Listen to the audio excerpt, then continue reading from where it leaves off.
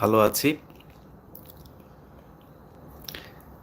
অনেক রাত হয়ে গিয়েছে। তারপরেও আমি সকাল থেকেই ভাবছিলাম যে লাইভে উম আজকে আসবো কিনা? বাট চারিদিক থেকে এত ফোন পাচ্ছি যে লাইভে আমার মনে হলো যে না আসাটা উচিত। কারণ অনেক ধরনের গুজবের ডালপালা ছড়াতে পারে। সেই কারণেই চিন্তা করলাম যে লাইভটা করি। সবকিছুর উপরে একটা কথা বলে রাখি। সেটা হচ্ছে মাঝে মধ্যেই কথাটা বলি যে আপনি যদি খারাপ কিছু না করে থাকেন, মানুষের ক্ষতি না করে থাকেন, তাহলে একটা জিনিস হবে, সেটা হচ্ছে আপনার সামনে মনে হবে যে আপনার বোধহয় কেউ নাই, আপনি বিশাল বড় এক চক্রের বিরুদ্ধে বিশাল বড় এক বিপদ, হ্যাঁ? ওই বিপদ থেকে বাঁচানোর মতো পৃথিবীর সবচাইতে শক্তিশালী একজন আছেন, যিনি আপনাকে বাঁচাবে। আপনাদেরকে আমার আজকে ব্যক্তিগত কিছু কথা বলবো। আমার এখানে যদি কেউ লাইভ করতে আসে, লাইভের মাঝখানে যদি দেখি যে আমাকে নিয়ে বেশি মানে প্রশংসামূলক কথা বলা শুরু করেছে, আমি এটাতে খুব আনইজি ফিল করি এবং আমি তাকে থামিয়ে দিই। আমি অন্য প্রসঙ্গে চলে যাই। যে কারণে নিজের সম্পর্কে কখনো বলি না। আমাকে নিয়ে অনেক চ্যানেল আছে, অনেক মানুষ আছে যারা কিনা আ বাজে কথা বলে। আমি তাদেরকে ক্যারি অন করতে দেই। এর কারণ কি জানেন? ধরেন আমি জানি যে আ যখন আপনি রাজনৈতিকভাবে আপনি কোনো একটা পক্ষে যাবেন, তখন কিন্তু আপনার আ একটা পক্ষ আপনার বিরুদ্ধে দাঁড়াবে। এটা খুবই স্বাভাবিক। আপনি যত ভালো মানুষই হন, যত ভালো কিছুই হোক, আপনার বিরুদ্ধে উম কিছু মানুষ থাকবে যারা কিনা আপনার করবে। আপনাকে নিয়ে প্রোপাগান্ডা ছড়াবে, আপনার ক্ষতি করতে চাবে, আপনার সর্বোচ্চ ক্ষতি করার জন্য যা প্রয়োজন সবকিছু করবে। আর যদি ব্যক্তিগতভাবে যদি কিছু হয়, ব্যক্তিগতভাবে কারো সাথে যদি আপনার কোনো সমস্যা থাকে, তাহলে তো তাদের সর্বোচ্চ শক্তি দিয়ে করবেই। এখানে আরো অনেক শত্রু একসাথে হবে, আ সবাই মিলে চাবে ক্ষতি করতে। তো আমি বিশ্বাস করি, হুম? যে কালকে যখন আমি আ আপনাদেরকে মানে গত ২ দিন ২ টা ভিডিও দিয়েছিলাম এবং সেই ভিডিওতে আপনাদেরকে বলেছিলাম যে এখানে অনেক কিছু ঘটছে। আমি আমেরিকাতে থাকি, আমি বৈধভাবে থাকি। আমাকে যদি কোনো কারণে যে কেউ আপনার সত্য অভিযোগ করুক কিংবা মিথ্যা অভিযোগ করুক, যে অভিযোগই করুক, কোনো অভিযোগ যদি করে পুলিশ ডাকতে পারে। পুলিশ ডাকলে যেতে হবে। এখানকার আইন মানতে হবে। যেইভাবে যা প্রয়োজন বাই ল আপনাকে অবশ্যই চলতে হবে। এখন আমিও ঠিক সেই কাজটাই করছি। তো এর মাঝখানেও আমি বেশ কয়েক ঘন্টা থানায় ছিলাম এবং আমাকে কোর্টেও যেতে হয়েছে জামিন নেয়ার জন্য। তো গিয়েছি, সেখানে সব মিলিয়ে বেশ কয়েক ঘন্টা আমাকে থাকতে হয়েছে। এখন এখানে বলা হয়েছে, আমি একটা পত্রিকায় দেখলাম যে বিশেষ করে এগুলির কারণেই আজকে লাইভ, না তো এইটা নিয়ে কথা বলতাম না। যে আমাকে নাকি কোথা থেকে নাকি পুলিশ আ আমাকে ওয়ান্টেড, আমাকে খুঁজছে, আমাকে দৌড়ায় তারপরে ধরছে। আমি নিজে থানায় গিয়েছি।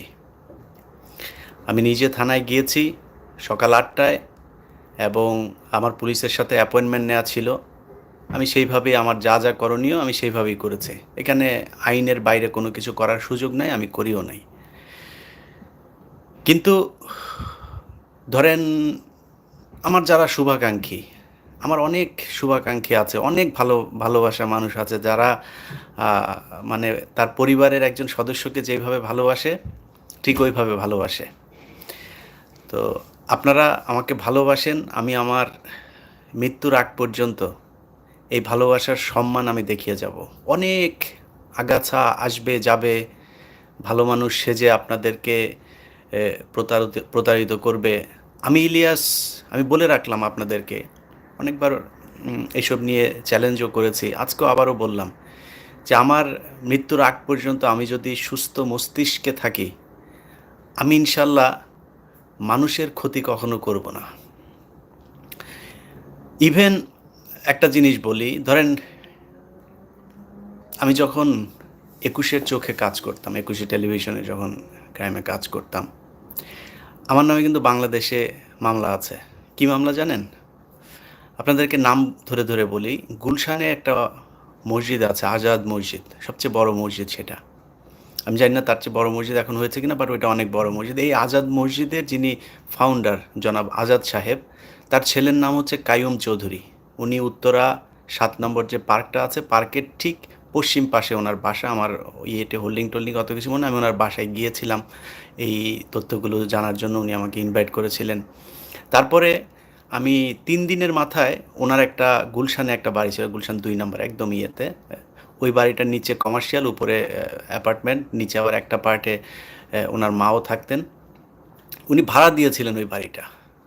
ভাড়াটিয়া কয়েক বছর পরে ক্লেম করে সে এটার মালিক, ওর মাকে নিচে নামিয়ে দিয়েছে, নামিয়ে দিয়ে সে পুরো বাড়ি দখল নিয়েছে।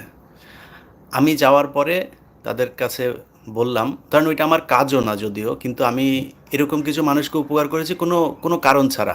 আমি আমি আমি এমন একজন মানুষকে নিয়ে কথা বলছি, তাকে হয়তো গুলশানের অনেক মানুষ, আমি নাম ধরে তারপরে বললাম। সো আপনারা গুলশান আজাদ মসজিদে যেন, জিজ্ঞেস করেন যে মসজিদের যেই আজাদ সাহেব নাই এখন, তার ছেলে কাইয়ুম চৌধুরী কে, যা জিজ্ঞেস করেন যে আমি তার কাছ থেকে চারানা পয়সা কিংবা চারানা পয়সার কোনো সুবিধা কোনো দিন নিয়েছিলাম কিনা।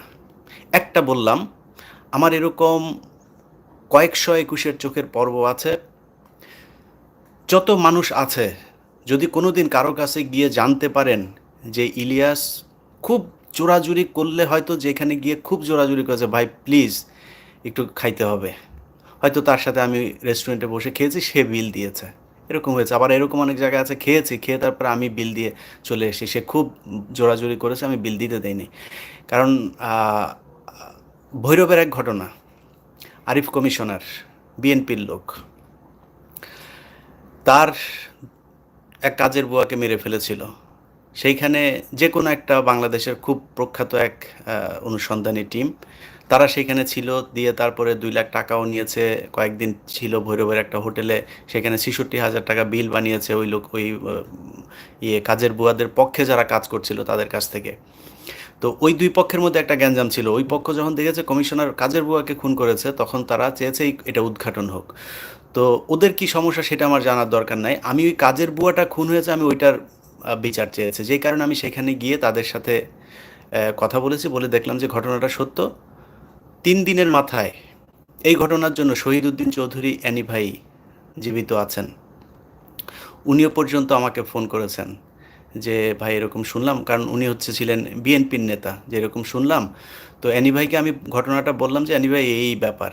তখন অ্যানি ভাই বললো যে ওকে, যদি তুমি এটা সত্যি যদি মনে করো, তাহলে ইলিয়াস তুমি নিউজ করো, আমার কোনো সমস্যা নাই। উনি তাইলে আমাকে ভুল বোঝাচ্ছে। অ্যানি ভাইয়ের সাথে অতটুকুই কথা শেষ। সেখানে আমি চাইলে ওই যে অনুসন্ধানী টিম ৬ দিন থেকে এসছে, তারা তাদের কাছে ৬৬,০০০ টাকার হোটেল বিল করেছে, আবার ২ লাখ টাকা ক্যাশ নিয়েছে, আমি কিন্তু ১ টাকাও নেই। যা খোঁজ নেন, যার যাদের সাথে এইভাবে ইলিয়াস হুসাইন বাংলাদেশে থেকে কাজ করে এসছে, এরকম শত শত প্রোগ্রাম আছে। কোনো এক প্রোগ্রামে যায়া, এই বাংলাদেশকে নিয়েই তো, তাই না, এই বাংলাদেশেই তো সেই মানুষগুলো, যান অ্যাড্রেস ঠিকানা সব কিছু দেয়া আছে, যান যা জিজ্ঞেস করেন যে ভাই ওই সাংবাদিক তো এসছিল। এই যে নিউজ, কাজের বুয়াদের যে নিউজ, এই নিউজেও যারা অপর পক্ষ, তারাও স্ট্রং। তারা আমাকে বলেছে ভাই ওরা তো এভাবে ওদেরকে ২ লাখ টাকা দিয়েছে, তো আপনি ভাই, আপনাকে আমরা একটু খুশি করতে চাই। জিজ্ঞেস করেন যায়, ৬ মাস সিলগালা করা ছিল, অনেক দিন জেলখানায় ছিল। আমি জানি না পরের ইতিহাস কি, সে আরিফ কমিশনার কী করে, সে কিন্তু বিএনপির লোক। আমাকে অনেক মানুষ মনে করে যে আমি বোধহয় বিএনপির লোক, আমি বিএনপির বেলায় বোধহয় আমি সত্য কথা বলবো না। আমি চাইলেই অ্যাভয়েড করতে পারতাম, কিন্তু আমার এই চ্যানেলে অসংখ্য বলেছি যে বাংলাদেশে বিএনপি এবং আওয়ামী লীগ যদি দুর্নীতির কথা বলেন, দুইটা সেম। অতএব এই ২ দলের ভেতরে দুর্নীতি নিয়ে আমার কোনো সমস্যা নেই। আমার সমস্যা ভারত। আমি অনেকবার বলেছে যে কালকে শেখ হাসিনা বলবে যে ভারতকে সে বয়কট করেছে, পরশুদিন আমি এখানে ঘোষণা দিয়ে জ্যাকসন হাইটে যে আওয়ামী লীগ, অনেকবার বলেছি। যদি মিথ্যা বলে থাকি আজকে আবারও বললাম, করে দেখেন তারপরে কি করি। আমার এই চ্যানেলে এই নির্বাচনের সময় সাকিব আল হাসানের এক প্রোগ্রামে, আপনাদের মনে আছে যে বিশ্বজিৎ করলো আমাকে, বিশ্বজিৎ না, অভিজিৎ, উনি সামহাও একজনের মাধ্যমে, কার মাধ্যমে সেটা না বলছি, তার মাধ্যমে আমার সাথে যোগাযোগ করলো। কি, কয়েকজন হিন্দুকে, সেটা সাকিব আল হাসান ভুল করে হোক আর যেইভাবেই হোক, তার কাছে জেনেছে যে আপনার এই গরুর মাংস দিয়ে হিন্দুদেরকে খাওয়ানো হয়েছে। তো উনি আমাকে ফোন করলো, ফোন করার পরে বলছে ভাই আমরা এই নিউজটা একটু করতে চাই। তা আমি বললাম ভাই আমি তো ধরেন আপনাদের হিন্দুদের বিরুদ্ধে কথা বলি, যেসব হিন্দুরা ভারত ভারতের সাথে অখণ্ড ভারত দেখতে চায়, এরকম হিন্দুদের বিরুদ্ধে কথা, আমার কাছে কেন আপনি ফোন করলেন? সে বলল যে যে নাম্বারটা দিয়েছে সে বলেছে যে আপনি সত্য হলে করবেন। আমি এই নির্বাচনের সময় কিন্তু সেই নিউজটা করেছি। হিন্দুরা, উনি পুরো বক্তব্যটা দিয়েছে, ওনার পুরো বক্তব্যটা আমি আমার চ্যানেলে দিয়েছি। তো সত্যের জায়গায় আমি কে বিএনপি, কে আওয়ামী লীগ, কে হিন্দু, কে মুসলমান, আমি কোনো দিনই করি নাই। এখন আমার এই যে গুলশান আজাদ মসজিদের কথা বললাম, ওই মসজিদে আমার যেদিন চাকরি যায় ২১শে টেলিভিশন থেকে, ওই দিন, ওর পরের দিন আমার নামে একটা ডাকাতির মামলা হয়। ওই আজাদ সাহেবের ছেলেকে সরিয়ে আবার সেই ভাড়াটিয়ারা ওই বাড়িটা দখল নেয়, যান খোঁজ নিয়ে দেখেন। আমি এখন জানি না কি খবর, ২০১৬-১৭ সালে ওই ডাকাতির মামলা চলছিল, আমি জানি না ওইটার কী অবস্থা। তারপরে কালশির এক ঘটনা, সেখানে আমার বিরুদ্ধে একটা মামলা আছে। সে মামলা হচ্ছে, এক মেয়ে ৯ বছর, তার স্বামী ছিল বিদেশে, যেই ছেলে বিয়ে করেছে সেই ছেলের বাবা ওই এলাকার ওই ক্যান্টনমেন্টের পাশে, ওইখানে তাদের ৫২ বিঘা জমি ছিল, মানে বিশাল জমিদার তারা, তাদের মাতবর পরিবার। আমার ঠিক নামগুলো মনে নাই, আমি এতটুকু মনে আছে যে আমি সদ্য নাম দিয়েছিলাম মাসুম, কারণ যেহেতু আপনার সেক্সুয়াল কন্টেন্ট ছিল, আমি ওনার নামটা সরাসরি করে নেই। আর উনিও মানে মান সম্মানের ব্যাপার, যেহেতু উনি না জানিয়ে ওই মেয়েকে বিয়ে করার কারণে ওর বাবা ওকে ত্যায্যপুত্র করে। এরপরে সে চলে যায় ইটালি, ৯ বছর পরে বাংলাদেশে যায়। আমি খুব শর্ট করে বলছি, যাওয়ার পরে ওই মেয়ে তাকে পরের দিন সকালবেলা ভোরে আপনার পুলিশ দিয়ে ধরিয়ে দেয়। তো পুলিশ দিয়ে যখন ধরিয়ে দেয় তখন সে আমার সাথে, পুলিশ বের হয়ে তারপরে যোগাযোগ করে, পুলিশ তার কাছ থেকে ২ লাখ টাকা চেয়েছে। সে বলছে আমি তো যা পাঠিয়েছি সব আমার স্ত্রীর নামে, যে ৬ তলা বাড়িতে আমি এসে উঠেছি সেটা আমার এই ৯ বছরের ইনকাম, আমার তো কেউ নাই, বাবা নাই, মা নাই, সবাই আমাকে ত্যায্য করেছে, আমি তার সাথে শুধু আছি, আমি কোত্থেকে দেবো? ৩০,০০০ টাকা সে দিয়েছিল। আর একটা ট্যাব চেয়েছিল, তখন ট্যাব নতুন বের হয়েছে, ট্যাব চেয়েছিল। এই কন্ডিশনে সে বের হয়, বের হয়ে সাথে সাথে সে, আমাদের ওইখানে একজন রিপোর্টার ছিল ২১শে টেলিভিশনে, তখন মাহমুদ নাম, এখনও বোধহয় আছে, আমি জানি না উনি কোথায়। মাহমুদ ওকে বলল যে আপনি এই আমাদের ইলিয়াস ভাইয়ের কাছে যান, উনি আপনার এটা করবে, পুলিশের বিরুদ্ধে হোক আর যার বিরুদ্ধে হোক, উনি করে এগুলি। আমি সেই নিউজ করলাম, করার পরে ওইখানে যেহেতু ওই যে ওই মেয়ে আর কি একটা চক্রের সাথে মিশে গিয়েছিল, আপনার ওই মানে বাজে ভিডিও টিডিও তৈরি করতো, কমার্শিয়ালি তৈরি করতো। তো ওই ভিডিওর কিছু ভিডিও ছিল সেখানে ব্লার করে করে দেয়া, তারপরে তো সেইটাকে দেখিয়ে তারা পর্নোগ্রাফি অ্যাক্টে করেছে যে আমরা কন্টেন্ট ২১-এর চোখে ব্যবহার করেছি। যাই হোক, এরকম অনেক ঘটনা আছে। ওই ওই ভদ্রলোকের কাছেও যা জিজ্ঞেস করেন যে ওইটার জন্য যে আমি মামলা খেলাম, তার কাছে কোনো দিন যে বলেছি না ভাই আমার মামলার টাকাটা অন্তত দেন, কোনো দিন বলি নাই। স্বর্ণ চোরাচালান, শাহজালাল আন্তর্জাতিক বিমানবন্দর, একজন ডিআইজির বিরুদ্ধে নিউজ করলাম, তিনি আর্ম পুলিশ ব্যাটালিয়নের সিও। তো যদি ওই নিউজটা আমি করি নাই, আমি আসলে এটার ফিল্ড ওয়ার্ক করি না, ফিল্ড ওয়ার্ক সম্পূর্ণ এই অখিল পোদ্দার করেছিল, আমি ওটার প্রেজেন্টার ছিলাম শুধু। সেটাতে মামলা খেয়েছিলাম, মামলা খেয়ে সেটার জন্য কোর্টে যেতে হয়েছে। তো এইসব ঝামেলাগুলো যে এবারই প্রথম এরকম না, আমরা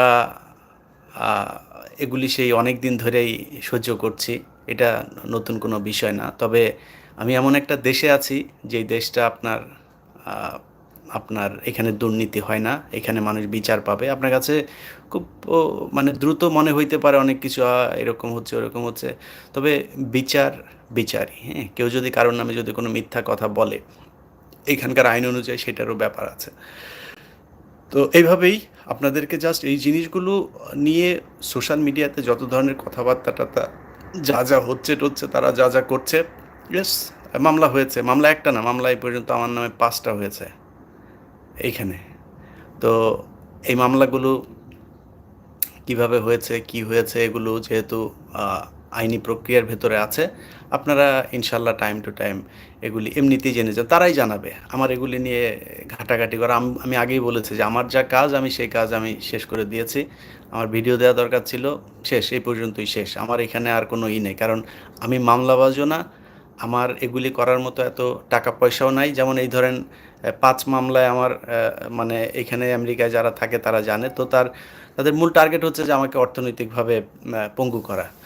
তো হয়তো তারা পার্শিয়ালি সফল হয়েছে, কিন্তু একটা জিনিস মাথায় রাখতে হবে যে বয়স কম হয় নাই, বয়স যথেষ্ট হয়েছে। এই যে আমারও ধরেন দাড়ি-টাড়ি পাক ধরেছে, যদিও আমার চুল দাড়ি-টাড়ি মানে একটু অল্প বয়স থেকেই এগুলো পাকা শুরু হয়েছে, তারপরে তো কম হইল না।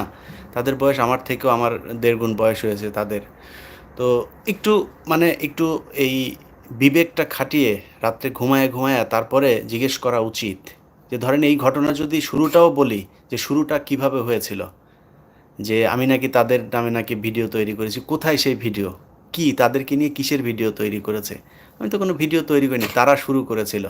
তারপরে শুরু করার পরে সেইটার কেন্দ্র করে আমার এর আগেও আমাকে তারা অ্যারেস্ট করিয়েছে গত বছর, বের হয়েছি। তারপরে আবার তারা যেহেতু আমাকে করেছে, আমি তাদেরকে নিয়ে ভিডিও দিয়েছি। এরপরে তারা আবার ফের একটার পর একটা। তো একটা জিনিস চিন্তা করা উচিত যে খালি আমি ইলিয়াস হুসাইন না, এখানে বাংলাদেশের অসংখ্য মানুষ তাদের দ্বারা খুব ভয়ঙ্করভাবে প্রতারিত হয়েছে, খুব ভয়ঙ্করভাবে। আপনি যদি আমেরিকায় যারা আছেন, আমার অনেক শত্রুও আছে, মানে যারা পলিটিক্যালি আমার এনিমি, তাদের অনেকেও আমার সাথে অনেক ধরনের এই মানে আমার মতো এরকম হয়রানির শিকার হয়েছে। সো এই ঘটনাগুলো আজকে নতুন না, কিন্তু মনে হইতে পারে যে সে খুব সফল, খুব প্রভাবশালী, খুব বিশাল আকারে কিছু একটা করে ফেলছে, কিন্তু সামওয়ান ইজ দেয়ার। এটা মাথায় রাখতে হবে যে যে কোনো মানে খারাপ কাজ হোক আর ভালো কাজ হোক, সেটা জাজ করার জন্য সর্বোচ্চ জাজ একজন উপরে আছেন, তিনি দেখবেন। আমি সাময়িকভাবে যদি আমার কোনো বিপদ হয়, আমি কোনো কষ্ট পাই, আমার আর্থিক কোনো ক্ষতি হয়, হইতে পারে, I will get that back. আমি স্ট্রংলি বিশ্বাস করি যে আমি মানে কোনো পরিস্থিতিতে ভেঙে পড়ার মতো এরকম কোনো আজও পর্যন্ত হয় নাই, এখনও ইনশাল্লাহ কোনো দিন হবেও না। হ্যাঁ, ভেঙে পড়ছি না একদমই। গত ভিডিওতেও আপনাদেরকে যে কথাটা বলেছিলাম যে কি বলে, আমার যদি নাকি কোনো সমস্যার মধ্যে দিয়ে যদি যখন আমি যাই, তখন আমাকে যদি কেউ একজন বলে যে ভাই আপনি ভাই এইখান থেকে সরেন, ভাই এটা করেন ওইটা করেন না, ভাই মানে যেটা খারাপ কাজ সেটা তো খারাপ কাজই, তাই না? যার সাথেই হোক, যেইভাবেই হোক, খারাপ তো খারাপই। আমি একা না তো, এরকম ভুক্তভোগী অসংখ্য মানুষ ভুক্তভোগী। আমেরিকার মতো একটা দেশে এটা আমার কাছে খুব হাস্যকর মনে হয়, খুবই হাস্যকর মনে হয়। তো তাদেরকে শুধু মানে কি বলবো যে বললাম যেটা যে যে রাতে ঘুমায় মস্তিষ্কটা ঠান্ডা করে যে আর কতদিন বাঁচবো, এবং এই যে মানুষের অভিশাপ, এই অভিশাপ মানে জীবনে কিন্তু আছে। তাদের জীবনের যেই মানে জীবন ধারণের যেই অবস্থা, এটার ভেতরেই কিন্তু আল্লাহর গজব কিন্তু এইখানে অলরেডি আছে। তো একটু চিন্তা করা উচিত যে মানুষকে খামাখা হয়রানি করা, ক্ষতি করার চেষ্টা করা, মানুষকে পেরেশানিতে রাখা, টাকা পয়সা নষ্ট করার চিন্তা, এগুলি করতে পারবেন, সারা জীবনই করতে পারবেন। কিন্তু একটা জিনিস মাথায় রাখতে হবে, if you throw something, you have to have that tolerance level to get the hit back. আমার আমি আমার মানে কোনো খারাপ কাজ, ভালো কাজ যেটার জন্যই হোক, আমি বিশ্বাস করি যে আমি মানে ওইটার জন্য আমি পে করব। আমি খারাপ কাজ করলেও ওইটার জন্য পে করতে হবে, আবার ভালো কাজও যদি করে থাকি তাও ওইটার জন্য পে করব। একজন মানুষ